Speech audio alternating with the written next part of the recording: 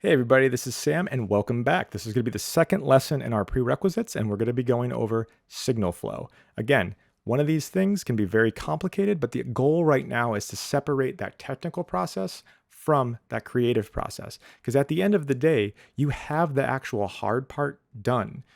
You have the ideas. The only thing that's in the way right now is the DAW.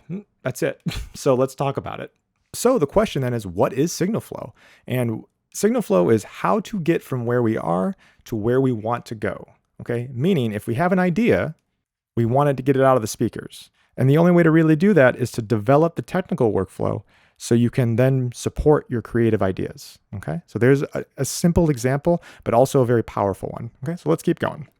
Okay, so our point of understanding is depending on the situation, signal flow can look complicated. However, it always breaks down to where we are and where we want to go. Okay, I'm just reiterating this because it's really important.